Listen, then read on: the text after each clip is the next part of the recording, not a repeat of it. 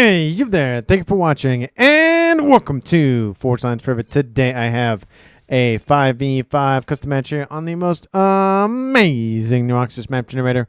So let's go ahead and introduce our teams and our players, starting off with Team 1 on the northwestern side of the map, and then ending with Team 2 on the southeastern side of the map. Starting off with Team 1. Let's go Eastern player here. We have in Stitch Blue, it is God of War playing as an Aeon. He is a 1300 to his west. In lightest red pink, it is Ricky Tikki Tavi playing as a Cybern. He is a 1000 rated. Continuing on southward in Snow White, it is Vinyl 117 playing as an Aeon. He is a 1300. And in the southern tip of Team 1's lineup, we have not the CIA. I definitely don't believe that. He is a Cybern. He is an 1800. He is the highest rated player on Team 1. And to his north, we have in Regal Purple, it is the Cybern of Dead 6 playing as a 1500. So over Team 1 side of the map, they have 0 UEF. They have 3 Cyberns, 2 Aeon, and 0 Seraphim. Starting off with Team 2's Western player, we have in Ruby Red, it is Noble Bang. He is a UEF. He is a 1300. To his east in Chevy Crimson, blending in with his environment quite well, it is Drunk Warden playing as in the UEF as well. He is a 1200. In the middle here for Team 2, we have in Tropical Ocean Blue, it is Ogle playing as an Aeon. He is a 1200. Moving on to the northern side of Team 2, we have Cascade playing as a Seraphim. He is a 2000 rated player, the highest rated player on Team 2 and in the game overall. And last but not least for Team 2 in the southeast, for Rigard Ursula, at least most likely, it is Babel playing as a Seraphim. He is a 1300. So for Team 2 side of the map, they have a 2 UEF, they have 0 Cyberns, they have 1 Aeon, and they have 2 Seraphims.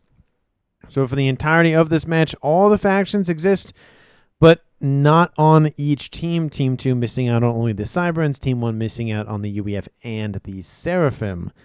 And for these 10 players on that, before they scoop it all up, let's take a look at their reclaim situation. Currently sitting at 6,000 mass in total, which makes it about 600 mass per player. It's definitely something. It's definitely better than yesterday's match. It was essentially nothing. The map pretty much has 2 major clumpage of reclaim. There's about 1,000, 1,400 here in the water, mainly taken up by the wrecks of the facility and the 2 Salems, and of course the same in the northeast side as well. There is pockets, tiny small pockets of reclaim, but pretty much the majority of it resides in the 2 ponds, which we probably won't see much Navy just because they are small and very far away from the bases, but maybe somebody will build a cruiser in there. Who knows? Both team, actually no, Team 1 does not have access to cruiser missile tech. Team 2 does, so maybe they will. We'll see if they decide to do so or not. But take a look at their mexes as well for players to grab. We'll say this is Team 1 side of the map. This is Team 2 side of the map for mex distribution, just conversation, whatnot. There's a Trimex over here, here, and here. There is also a Trimex position closer to the background. And then there's a splattering of mexes here and a couple of mexes here as well. So there are some expansions, not a lot of them, but at least it's better than nothing. The map is going to be, I think, a little bit constrictive for our players to navigate via land. It does look like there's a lot of avenues, but realistically, there's no there's no ramp in the middle of the map for players to get their units to the other side. Mainly, it's going to be here. Or if they really want, they can go all the way around here. And of course, the same thing's going to be over on the northeastern side. It's pretty much going to be no man's land for the middle of the map here, just because, yes, there are some mexes to grab. But again, there's no way, unless you use transports or teleporting, to get units up onto that upper plateau. So it's going to be a little bit difficult for action to really take place here, at least longer term. Maybe early Team 1, skirmishes and whatnot. But for the most part, we should expect to see this and this be the main avenues for, the eastern side, and then this and this on the western side. I would not be surprised if players just build walls of PD or actual walls and just say, nah, it's fine, we're not going to invade, and call it a day, and transition to more longer range tech. But we'll see what anybody ends up doing, or everybody ends up doing, I should say. Taking a look at northeastern corner, a couple of engineers dropped off, going for another Team 1 PD emplacement. They do get a mechs online, but it does look like the facility has been abandoned in favor of securing that eastern side. Team 1 PD is now alive. Aurora is wiped out. So Team 2's Cascade getting a little bit more breathing room for his units over there. Facility is going to be restarted, and that should be a nice little secure point, at least for Team 2 for now. Western side, similar situation happening here. We do see Noble Bangs over here on that western side. Team 1, we do see not the CIA moving in along these, lower section of the map here. And it does look like it's shaping up to be a 2v1 in Team 2's favor. So we'll see if they end up engaging one another. Ogle's in the middle of the map here. Team 1's Ricky Tiki Tavi's over here. So it looks like maybe Cascade will go this way. Maybe he'll go this way. We'll just see what he ends up deciding to do. We do see that God of War is inbound. There is a Team 1 PD emplacement here. I don't think this will survive much longer, but hey, it's a little bit of a distraction at a bare minimum. And it is on Team 1's side of the map, so it is denying at least a small set of mexes for Team 1 for as long as they can hold it. We do see guns started for Team 2's Drunk Warden on the western side over here. And then we do see a bomber inbound from Team 1 dropping on a couple of mexes over here. Nice little expansion. That Cascade has been denied. A couple of Aurora on the ground to really drive that wedge further. Team 1's player of Vinyl has dropped off a couple of engineers for Team 1 PD emplacement. T2 Mex is going to go down. Counter Team 1 PD is being built. Second Team 1 PD is going to be built. And I think that Team 1 PD emplacement from Team 2 is going to be denied. Nice grab there by Team 1, causing some havoc in the main base for Ogle. Gun still started and coming online here for Drunk Warden. It's going to be a minute before that thing is done, however. And the game slowly starting to kick off here. A couple of dropped off engineers causing some havoc for both sides of the map. We do see Babel using his comm to deal with the Team 1 Aurora here. Of course, they are tinfoil because they have not a lot of hit points on board, but hey, it's better than nothing. Another PD is going to be built trying to deny the T2 land headquarters being upgraded to. That's going to be a blow to Ogle. He's already lost. Ooh, that's a lot of engineers dead there. That Team 1 PD might come online. We'll see if it does or not, but it's a little, maybe not. I'm kind of surprised that a facility wasn't built here, but Team 1 PD nonetheless is going to cause some havoc, and that's possibly going to deny that T2 land headquarters and probably be the end of that for Ogle for a while. T2 air is online for Team 2. T2 air is online for Team 1. Given the fact that land is very constrictive in this game, I kind of expect another player to go for air. Usually, I would expect maybe Ricky Tiki Tavi, at least in that slot, to do it. Or we could even see, which I think is what's actually happening, Vinyl's doing it. He's at T2 air now. It looks like the middle players, but on Team 2 side of the map, Ogle would be that middle player, and he's kind of denied for a little bit. T2 land headquarters does get finished, but again, I don't think it's going to get finished, or at least kept online long enough. Lobo wipes out the last engineer, but that is it. T2 land headquarters is denied. Huge win for Vinyl and Team 1 in the middle of Team 2's lineup. Western side wall section has been built. Units inbound to cause some havoc over here. Gun started for not the CIA, and T2 started for Drunk Warden. He has gun already on board. Noble Bangs nearby, and we do see Babels over here, and then Ogle does have a range on board as well. Ricky Tiki Tavi hanging out, going for his gun upgrade over towards the eastern side, and then on the actual eastern edge of the map, nothing really happening. Lots of no man's land over here as well. We do see Cascades over here. He might build a wall section or PD and call it a day. It's probably a good bet, but we'll see what he ends up doing. The PD have finally been excised from Team 2's Ogle's base, but again, look how far back he is. No facility. Now it's back online to T1, but he's lost mexes. He's lost his headquarters. It's really going to drive a wedge in the middle of the map, and he's going to be out of commission for a while. Gun now done for Team 1's not the CIA. He started stealth. Gun started on Cascades comm, trying to protect those mexes over there. The only comm on Team 1 who had not left his main base is going to be Dead 6, but he's going for T3 air, so it is kind of expected that he just kind of stays there. And due to the fact that, it's just a long walk, it's not really that viable, and there's not a lot of land issues, at least for Team 1 to deal with, so him not being on the front line really isn't a big deal. Gun 33%, almost in climbing. And that gun is now done here for Ricky Tiki Tavi. Gun, advanced range, and now speed on board for Ogle. He has Aeon Sniper Commander online. Stealth started for not the CIA. He's almost done with that upgrade. And again, there's 2 players from Team 2. We have Noble and Drunk Warden. Drunk Warden has T2 and gun on board. Looks like it's going to build some AA and then continue moving forward. Don't know what Team 2's plan is over here. There's 3 players over here from Team 2, and they're not pushing, which they could easily do, but they're just kind of letting that be. But you see most of the pushings actually happening for Noble. He's sending his units this way. His comms over here hanging out, but most of his forces are heading this way to, again, divert Team 1's attention. And that does lessen the amount of forces here for not the CIA and kind of divides his attention. That might allow for a kill or something to happen over there. We'll just have to wait and see. Eastern side mexes are eliminated, but Cascade does finish his gun, which will be able to get some revenge for said mexes. That eastern edge probably not going to have a lot of success for Team 1, but hey, it's a distraction nonetheless. T3 air should be done by now. Yes, it is. Going for T3 PGen. Team 2, T3 air is done. Probably going for T3 PGen here shortly. No secondary air player. Maybe secondary air player here for Drunk Warden. We'll see. He ends up deciding to go down the route. He's on the front line, though, microing himself, or his... microing himself. He's in his comm, defending that western side. Not the CIA pushing in gun stealth. Noble is nearby as well. Again, it's 2 comms versus 1. 1 with a gun on board, 1 with not. You see not the CIA pushed into the Drunk Warden and Noble Bang's commanders to give him a little bit of leeway to get out of there. He saw the discrepancy in comms, and especially with Babel on board. It's 3 players versus 1. Even without guns on board for Noble and for Babel, it's too much of a one-sided battle for Team 1 to just stay there long term. Couple of bombers hanging out, couple of units just kind of hanging out as well for Team 1's God of War. But hey, they took out a mech, so that's something.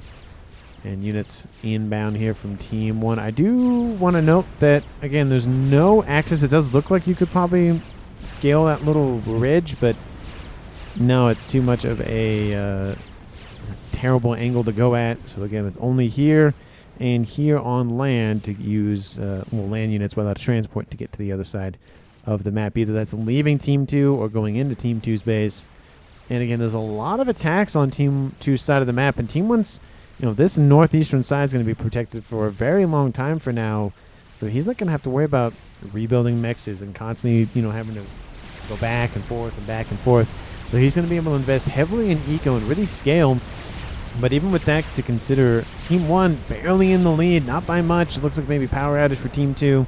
Drunk Warden falls into the yellow, but he falls into the water to protect himself. Radar system coming online to help himself and his teammates know what's going on over there. And with the other 2 players from Team 2 moving in, this will keep not the CIA on the back foot. Again, he's still having to divert at least something over here because of the force stacking up for Team 2. It's really kind of just dividing up his forces, not really giving him enough punching power to punch through at least 1 commander for Team 2.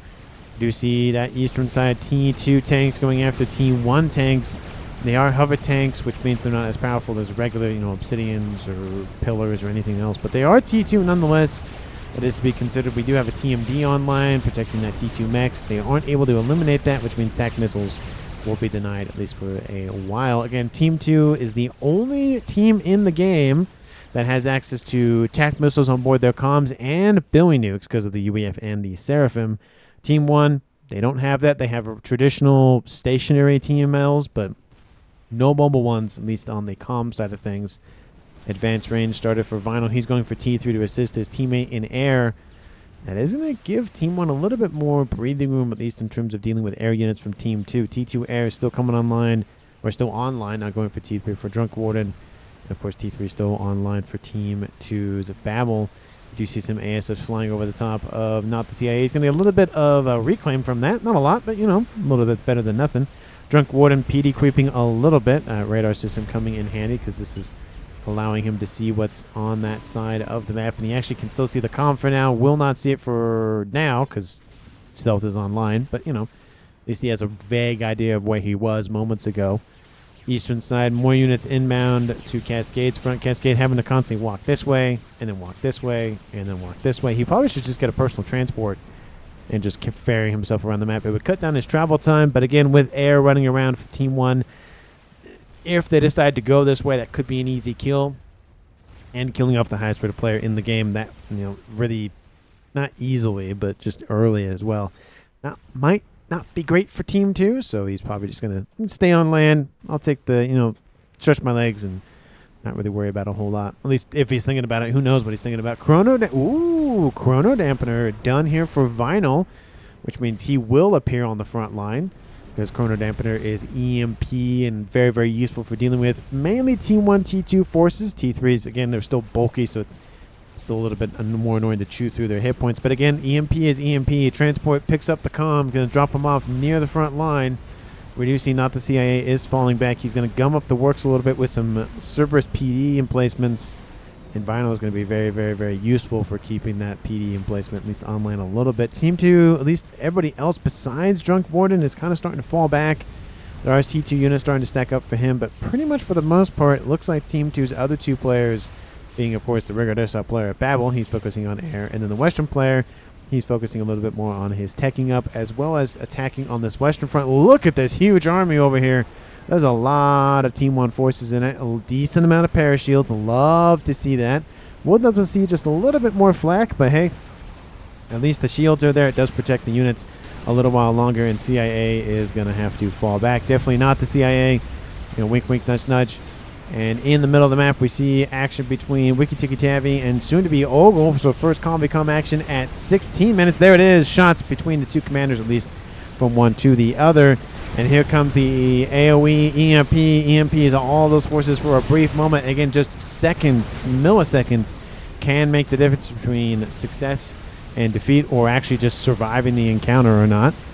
We do see Team 1's Western side. That force is not going to be able to push in too much. And there's a lot of T2 units that don't have a lot of hit points. The Parashields and the Mongoose, they're not known for their hit points, they're known for their range, and the EMP is still working for the most part. Again, the further out the EMP hits a unit, the less time it lasts. That is to be considered. But again, with two players here, one with advanced range speed and one with gun and stealth and a brick inbound, that's not really going to be an issue for Team 1 over there.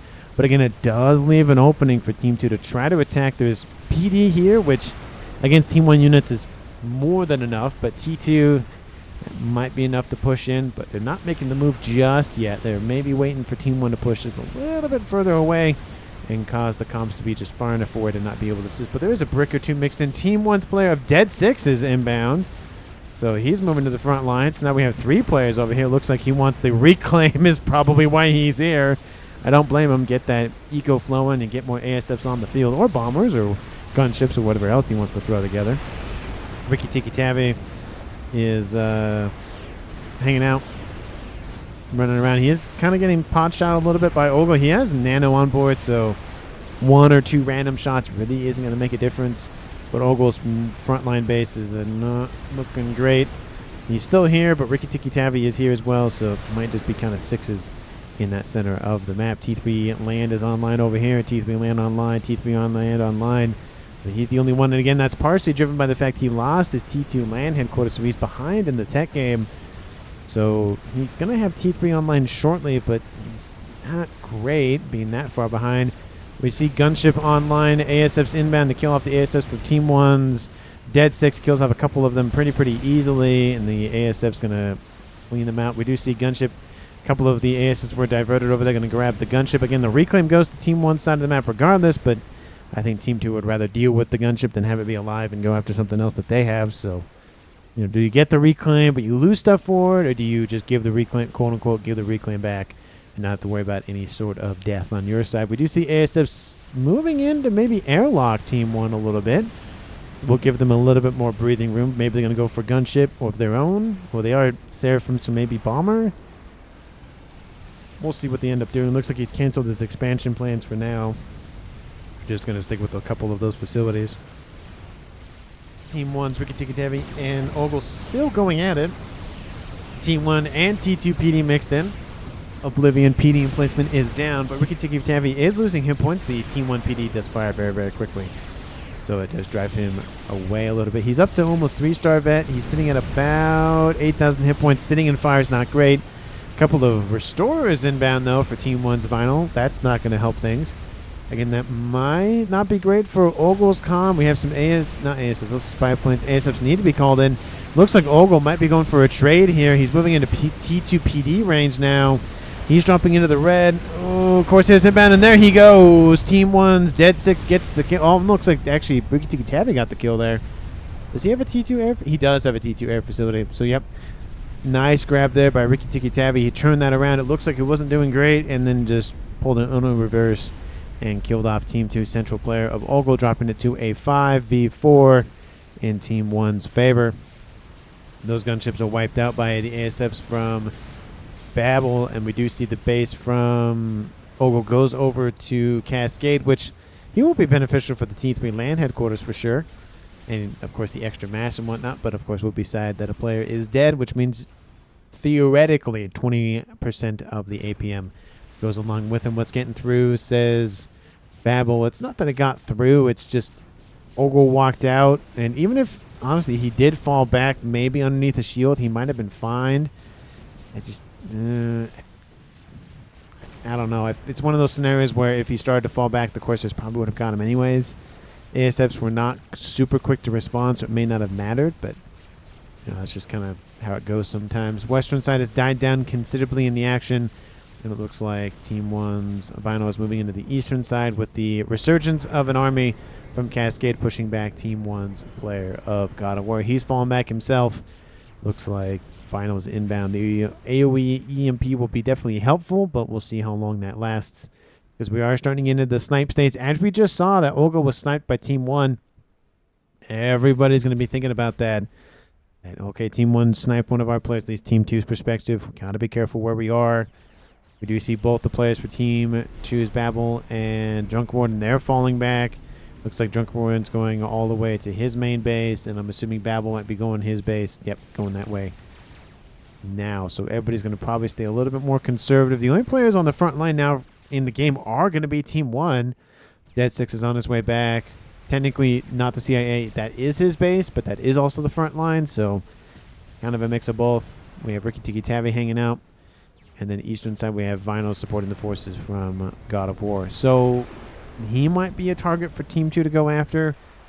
But we will see what ends up developing. 21, almost 22 minutes on the clock. Team 1, 600 mass per second.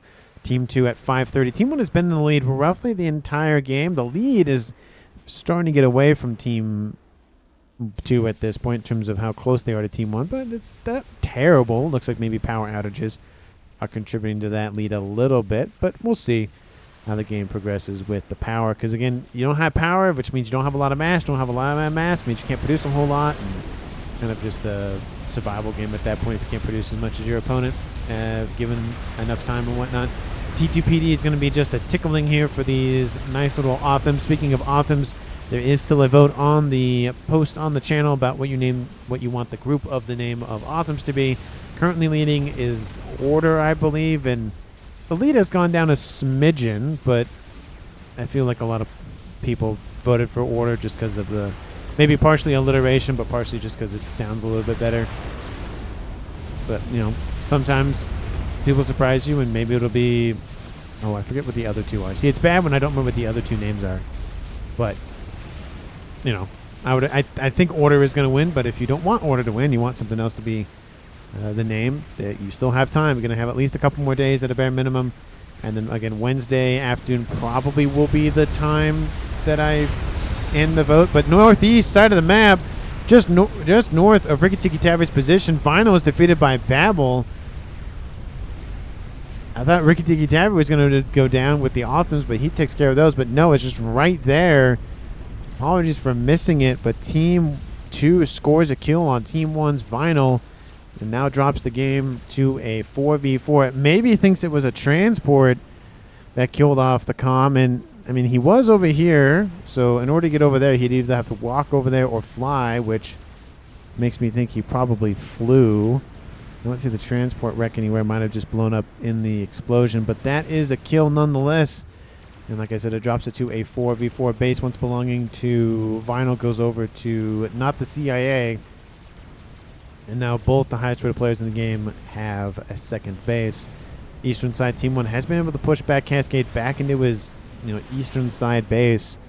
There's lots of Optims starting to walk around, and he's hanging out next to a Pigeon. Not the best place to stand, but he is underneath the shield emplacement, so that is better than nothing. Western side, Team 1's bricks pushing back the Team 1 facilities from Team 2's Drunk Warden. Nothing too crazy, though. They're just for spam, either for for air scouts or for mech marines, lobos, whatever. We do see some expansion into land tech here. Percy's probably will make an appearance, at least in larger groups. Here shortly, we do see a nice little Percy here and another couple of Percys there from Drunk Warden. Looks like a lot of those forces from Team 2's Noble are actually pulling back to move in over here and intercept the wall sections that are starting to form on those bricks. And then air expansion, Team 1, a little bit. Nothing too big. Team 1's base here. Nothing too crazy, just because there wasn't a lot diverted or focused from Vinyl. He produced a couple of restorers, but wasn't really focused on air like his teammate. And again, kind of the same situation here. T2 air is upgrading to T3, and we'll see if he gets rid of that line of Pigeons to accommodate the needs of the T3 air headquarters, which we kind of see over here. Hasn't transitioned into this little line for T3 Pigeons, but hey, I don't see a lot of expansion in the air as well for Babel, so that might not be great for Team 1. Team 1's going to probably outproduce them quite heavily. I do love the shield being built sooner rather than later, and it will actually cover nice little T3 Pigeon there. T3 Pigeon, T3 mechs that's being double ringed there with some mass fabs to increase the output of said mass fabs because of the mass storage. A couple of Optims running around. Nothing too crazy, though, from Team 1. Just a couple of scouts and smaller units. Eastern side, still no engagement yet. There's Harbingers underneath shielding, so they're getting double shielded. And then we see some Obsidians who also have shields, so it's just shield on top of shields. And it looks like the Optims might be making a case. The Harbingers are retreating. A couple of them might stay behind for some retreating force, but it's going to be a lot of Optims. And not a great engagement point for Team 2, however, because they're splitting their forces and not able to really coalesce together, but they are sandwiching back together here, so shouldn't be too bad. And it looks like the Harbingers kind of getting booped by their own forces, and they don't have that issue of having to wait for the forces in front of them to move, because the Optims are in front already, so there's nothing in front of them.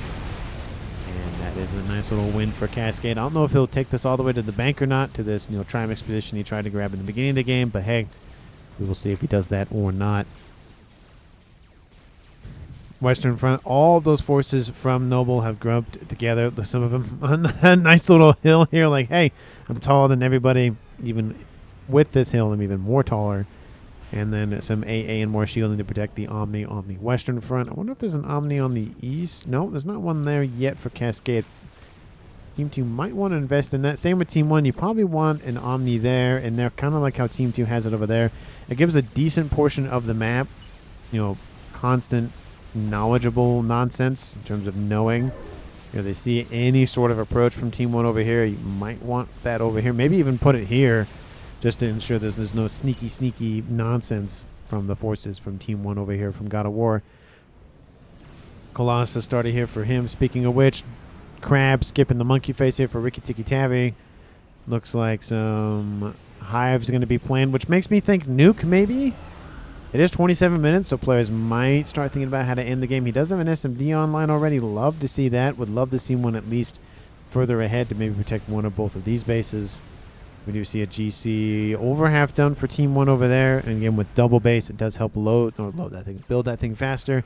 But there is a GC online here for Team 2's Cascade, so he's a little bit ahead of the curve in that regard. Team 1, 1.1k. Team 2, 1,000 mass per second. So still about, I'd say, at least 100 in favor for Team 2, but the percentage lead is slowly going down.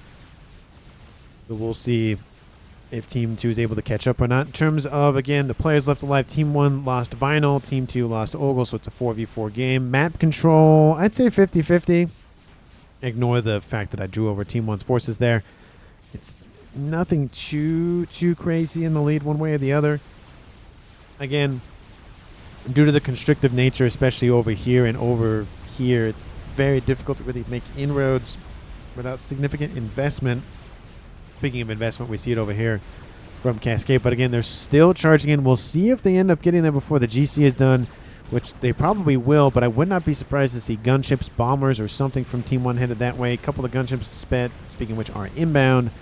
So that might be a way to stave off disaster there. But let me know down in the comments who you think is going to currently win. Of course, if you haven't, because why not at this point, hit the like button and subscribe to the channel. And as always, thank you so much for watching. I really do appreciate it. Again, let me know how I can improve my casting, either if it's video editing, audio editing, cast, whatever, decisions, whatnot. Please let me know. I really, really want to hear from you because it makes the cast better for you and everybody else watching. So thank you so much for all of your feedback and whatnot. And over here, the Authams are inbound to the base here from Team 1's God of War. The GC is going to finish, but at what cost? T3 Mexers are going to go down. Authams do have a little bit of coverage from a flat cannon nearby, but not a lot that's going to get shot at immediately. Apologies for that caster curse there. Authams might want to target this at a bare minimum. The GC is going to finish. Even if all the engineers die right now, I mean, it's going to finish within a couple of seconds, just due to the fact that engineers will be dropped off by somebody else on Team 1. T3 Mexers are being targeted. GC is done. T3 Mex goes down. Remaining Authams have essentially been dealt with. PGen might go down, but even then, it's not that much. And really, Team 1 could have lost more, but they only lost to T3 Mex, and that's actually not that bad considering what they could have lost. Western side, bricks are being invaded by smaller Team 1 strikers. There's, again, PD for them to fall back to, so this mobile wall section is really not doing terrible. They have a lot of assistance behind them to utilize. Western side, brick walls going after wall sections. That's never fun for the wall sections that can't fire back. And now we have a counterattack inbound from Team 1, and Team 2 pushed a little bit more than they probably should. They kind of poked the bear, and the bear's kind of upset now, and now that brick house is inbound. Eastern side, again, with that army dead, the Trimax position is not going to go die with it. Harbinger's going to reclaim this position, I would assume, here shortly, and restart it here for Team 1. Air grid being expanded upon here for Cascade. He's going to help in the air. Cascade also going for a donut, because I guess he's just hungry today. And Babel going for an expansion in air as well. Same thing with Drunk Warning. Has a small expansion, but hey, it's something. And that's going to help out tremendously in the air power for Team 2. And we do see more and more Percys being added to the mix, and that's slowly helping push back Team 1. But again, it does add to the reclaim field over there, making it even more enticable to go after. GC over here to the east, going to face the GC here from Team 1. And it looks like a lot of Hunters going to just annoy the GC from Team 2, being a little bit of a cannon fodder situation. We do see GC online for Team 1's God of War as well. So there's two GCs over here. GC over there. There's GCs running around all over the place here for Team 1 and Team 2. And ARAS started on board. Babel, of course, he already has regular RAS on board, and he has T2. Oh. No, maybe not. I would like to propose the something, and then it cuts off for Vinyl over there in chat. And those forces are grouping together. Very, very smart, because if he sees the other GC from Team 1, which he doesn't, but at least sees that one, he wants the GC to push in as far as possible to his front line. That way it's easier to reclaim, and then he can funnel that into other projects. And he's going to win it just due to the sheer number of Authams and Harbingers here, which will be very, very beneficial. Maybe that GC will survive. There's a second one inbound, but it's so far away from the first one that it might give enough time for reinforcements to be sent, and maybe that GC will die, but I think Team 2 will trade a 2-to-1 advantage and get both of those reclaim, or those wrecks reclaimed. We have a couple of PD going after a couple of Aurora. They are tinfoil, so not a lot of hit points, but it does provide a little bit of covering fire for the bricks, but the bricks run out of cannon fodder, so it doesn't really work there.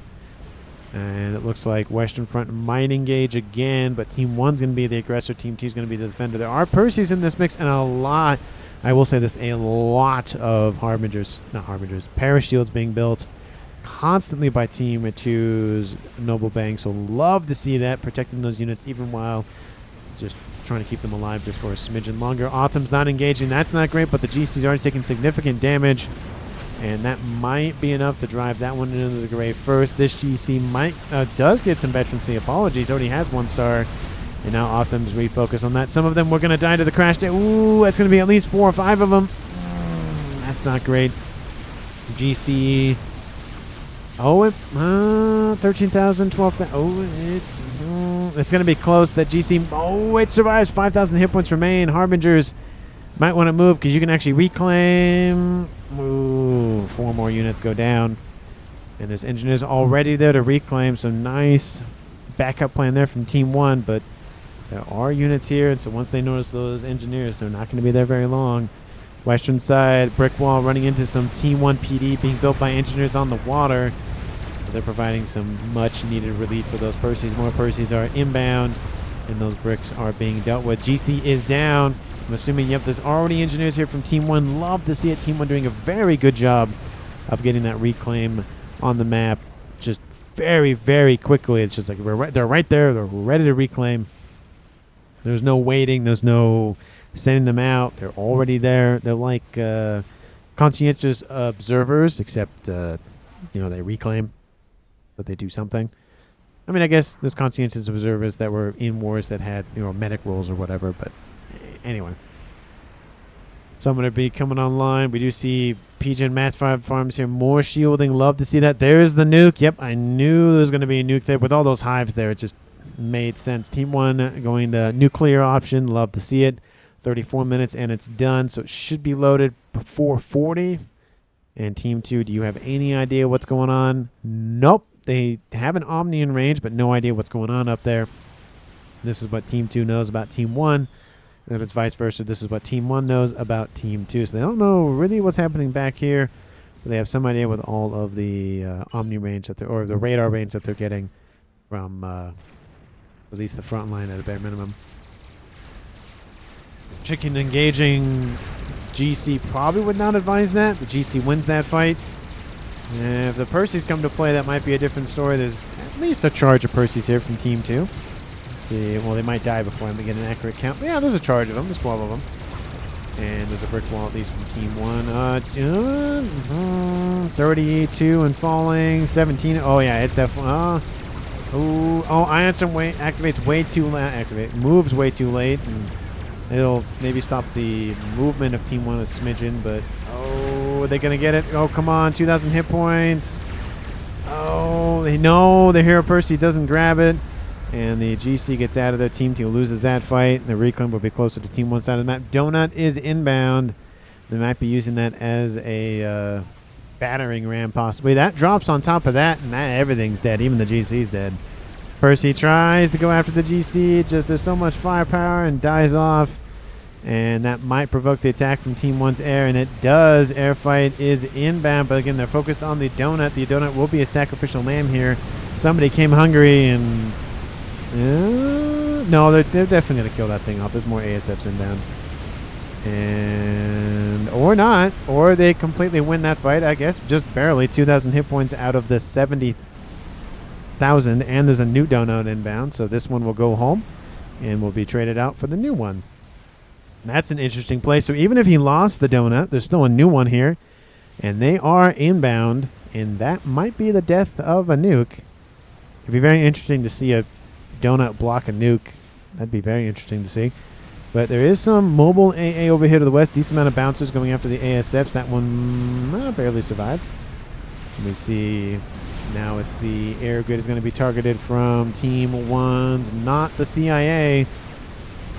And T3 air headquarters probably going to be targeted. Yep, there it is. ASF's inbound, but it's not really going to matter because that's a new donut. It is losing a lot of its shielding. T3 air headquarters is down. That is the main goal. You wipe that out. You continue onward. Either you keep the ASFs there or call them back. You don't have them go back and forth because there's constant AA over here. We do see artillery is going to be denied. At least it was barely started. Not going after anything in particular. Going after E-storage. It's going to be a dead donut. It's just I think there was a lot more AA here than what Team 2 initially predicted. And I mean, it's spread out considerably. Look at that coverage. And Team 1 is there. All of the ASFs are dead in that engagement. So kind of a neutralizing of the air for both teams. But Team 1 will definitely be happy that Team 2 doesn't have air control at this point. We have bricks inbound. GC stomping their way. We have a nice little Team 1 line of PD right here. We have a couple more bricks still alive. We have a Fat Boy Fire inbound. Probably want to pull that back a little bit. A couple of Strat Bombers are going to help out a little bit more. Oh, but Fat Boy needs to fall back immediately. That front line is essentially gone. Donut, the one that's heavily damaged, is inbound. Its shield is fully repped up, so there's that. There are no bouncers in this mix, so it's AA free, and there's more bricks inbound. Fat Boy still trying to trundle away. The eastern side, couple of Harbinger, but nothing too crazy. Megalith and GC stacking up versus a GC and an Awasaw Bomber, but it might do some damage against that army over there. Donut moves in, GC dies. And I think that was the goal of the bomber, or the bomber of the Donut, just to kill off the GC. That's a nice placement. All the supporting forces are gone. Boom. And Awasaw takes minimal damage, now up to almost 1-star bet. And yeah, that break wall from Team 1. Nuke is inbound from Team 1's rearguard SO player of Dead 6. It's going for the... Ooh. Well, Noble's on an upgrade. You got to move immediately. Right after the upgrade, you got to move. You got to move. Got to move. Got to move. He's going to move, but the question is, did he wait too much time? He should be fine. It is a decently sized map. It's not a full 20 by 20. It's probably about 17, so he has some time to get there or get out of there. We do have another Awasaw Bomber online for Team 2. It's online for Babel. Probably going to gift it over to Cascade. And it's going to be close. He didn't get booped a lot on his way out, so he might be out of danger. But there's a lot of stuff that's going to blow up here. It's not going to be fun for him. Kaboom! T3 land headquarters. Mansfab farms. Other T3 land facilities.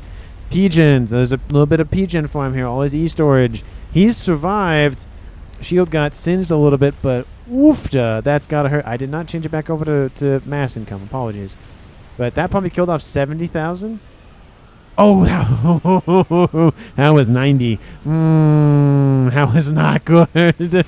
That's a lot of dead stuff. But speaking of... Oh, that's not as much dead stuff. Kind of misses the main brick force. But the Awasaw Bomber... I mean, it's fine if you can get it after group. Why are they all spread out?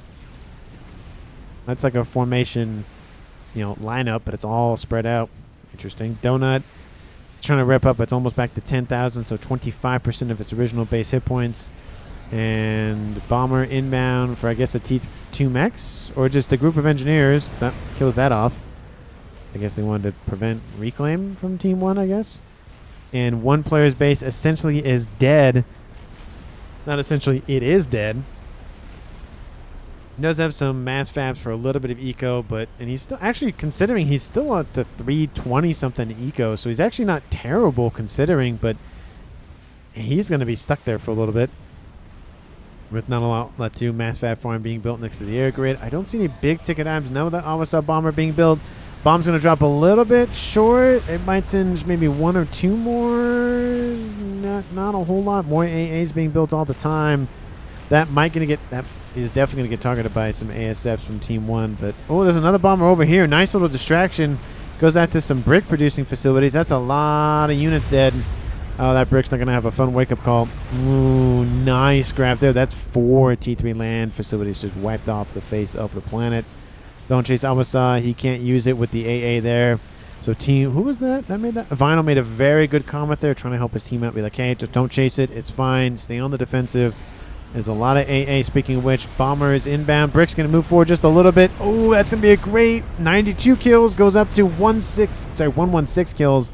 24 kills in that barrage. We have another Bomber inbound, and it's going to drop right near all of those bouncers. This one might die because of it, but it'll wipe out a chunk of their AA defenses. Ooh, probably should have waited for the Fat Boy to kill off some of them, but it does land pretty close to some engineers, so at least there's that. So nice thinning out of the herd from Team 2, but they do lose a Bomber for it. SMD being loaded. SMD being loaded is loaded. SMD is not there. That's maybe a little bit of a missed opportunity. SMD is loaded. And it protects the air grid, but probably should get an SMD. He has one there. I would like to see one maybe here. Not next to Pigeons, of course. What is he doing with all of that E-storage? That has to be E-storage, right? Oh, those are mass fabs. Never mind. Okay. That makes a little bit more sense. Nuke is inbound. It's going to land there. I might be... Oh, yeah, it's definitely within range of that SMD. It looks like some spy planes hanging out over here. Looks like this is the place for the cool kids to hang out. But Team 2 is going to have that protected. Bomber going to drop on a couple of... Ooh, SACUs over there. They should be fine. Yeah, look at that. They're fine. But that's 22 mass a second that Team 1's going to miss out on here shortly. In terms of eco, Team 2 is leading by a decent margin, 42 minutes on the clock. And there goes the nuke. Doesn't miss this time. And for those of you who get that reference, you know what game I'm talking about. And that was brutal watching that. Oh, look, SSUs go down. There we go. Teleporter started for Ricky Tiki Tabby. Line of AA. Some of it gets singed just barely. So, oof. That was almost not even. Ooh, teleporters also for Dead 6. Laser done. Laser not done. Another bomber going to drop a payload on top of a group of forces. AA just beating the crap out of that thing. But look at all those dead forces. Team 1's losing stuff bit by bit. It's just death by 1,000 bombs, I guess, at this point. There's another payload drop. And GC moves out of range, too late. So he takes a singe there. Donut back up to over 25%. Almost at 50% of his hit points. What a meme. 3v1 T3 air, says Dead 6. And I heard another payload. Yep, there it is. GC's going to move in. There's a heavily damaged GC that's going to sub out for this newly minted one. And might as well turn those Autumns around and have some fun with it. And there is a GC over here, which Donut's going to be, that's going to be fun. GC's like, no, wait, never mind. I forgot my trunks. They're in the water. I have to go back and get them. No. Forget me. Forget that I'm here. Go away now. Oh, look at the line of progression from Team 2's bomb drops. It's like there's one there, and one there, and one there. There's one there, one there, one there. There's one there. You can see the slow erosion of Team 1's front line as the bombs get closer and closer to Team 1's stuff. It's not looking well, but there's 2 telemasers soon to make an appearance for Team 1, and double tele might not be great for Team 2. We do see disruptors coming online. Nuke is, again, that one nuke that killed off a ton of mass.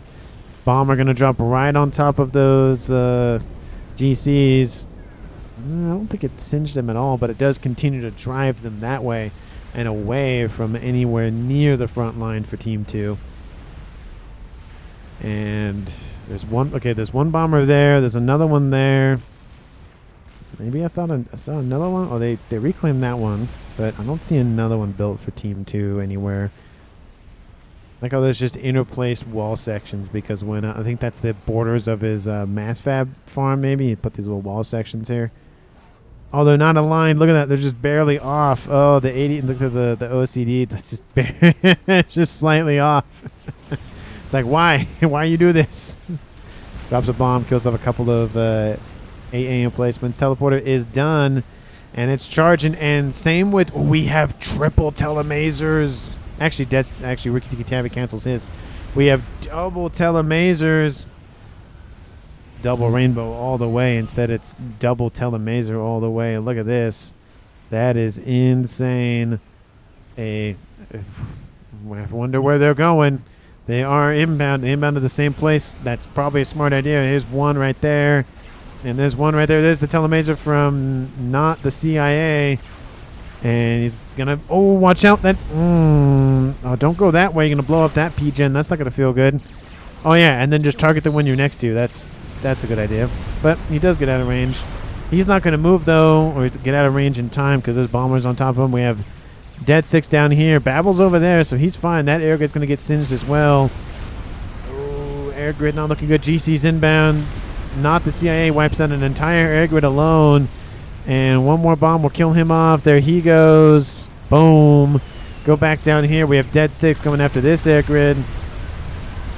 And he's taking some hits. T2 PD moving into range. Or it's being moved into... Or he's moving into range. I can't talk. PD up here. That's going to wipe him out. Looks like they were building PD, preparation for that attack. But 2 players dead. One after the other. That's not really going to go well. And there he goes. That's a double kill for Team 2. Cascade hard carry. Well played, says Dead 6. We have a line of forces inbound on the western side. That western side has collapsed. And with the death of both Dead 6 and Team 1's not the CIA, that western front is devoid of everything. And we see to the east, Ricky Tiki Tabby control Ks. And that is going to be another win for Team 2 because it drops in Team 1 by another player. So now it's 1-B4 in favor for Team 2 at 46 minutes. The artillery piece at yellow, and there's a lot of conversation in chat. It was a lovely last-ditch attempt by Team 1 to go after something. They didn't get anybody in the interim, though. They probably would have been better off to go after maybe a calm or two and maybe try to make it a rough, even game. But, again, even if you kill off a player, not the air grid still exists. But the air grids don't exist. The player still exists. So, kind of a, rock and a hard place scenario. We have GC, conga line inbound over here. We have a donut somehow still alive. And I think the ASFs are just going to go for that. Oh, they want a piece of that donut, and they're going to go for it. SSU's blowing up over here. The march on the nuke is imminent. And I wonder if they're going to go after something else. Donut is finally eaten by Team 1. After a long time, it's finally been defeated. And it's just, they wanted to get a kill at the end of the game, and might as well, because this conga line is not stopping anytime soon. Fat Boy's still pushing. Nuke is inbound. Close defense nuke. Nope. It's going for this little base here. It will wipe it out. Consolation prize, I guess, for Team 1. I get to say kaboom again, so there's something, but I don't think it's going to matter at this point. Gunship's trying to be deployed. It'll help a little bit, but not a whole lot. And there goes that. Actually, the parachutes were helping him a little bit shield the explosion of the other mass FAPs. There comes the nuke. I'll zoom out a little bit so we can see the destruction of that air grid. I'll go back to the air grid in a moment. Here comes the nuke. It's going to land. And boom, wipes that out. It probably gets up to 100,000 mass with that. Yep, 125. Speaking of which, mass FAP farm's going down. Oh, that Whaler got hit by that AoE. That's got to hurt. We have a bug protecting the nuke for now. Looks like a couple of shots from Percy's going to wiggle their way in, but there goes that little section of the air grid there. We have gunships inbound. They're going to wipe out the gunships from Team 1 because that's a thing that can be done. And then they're going to help wipe out the remaining sections of the air grid targeting the PGens. There goes another explosion. Targets a chunk of that.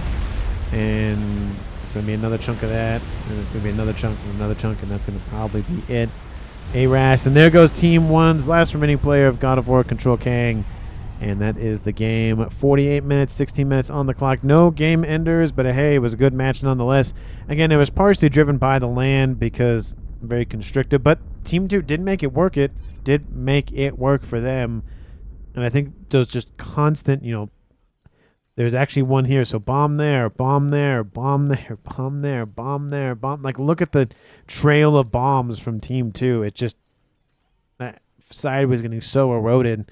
And because there were 3 players in the air game, they were able to replenish their ASFs so often that even if Team 1 sent them all in and Team 2 lost all theirs even, they could replenish them faster, keep another bomber alive a little bit longer, and it just, there was no way for Team Number to come back. And then that's where the telemeasures happened. They went in, grabbed both the air grids, but it didn't matter at that point because there's just too much for Team 1 to go after that. Even if they lost Team 2 lost a player or 2, it wouldn't have mattered. But anyway, thank you so much for watching. I really do appreciate it. Hopefully enjoying your Monday. If you did, please let me know down in the comments if you're enjoying it. If you're not, I'm sorry to hear that, but hopefully I was able to brighten your day a little bit. Thanks so much for watching the very end of the video as always, and I will see all of you in the next one.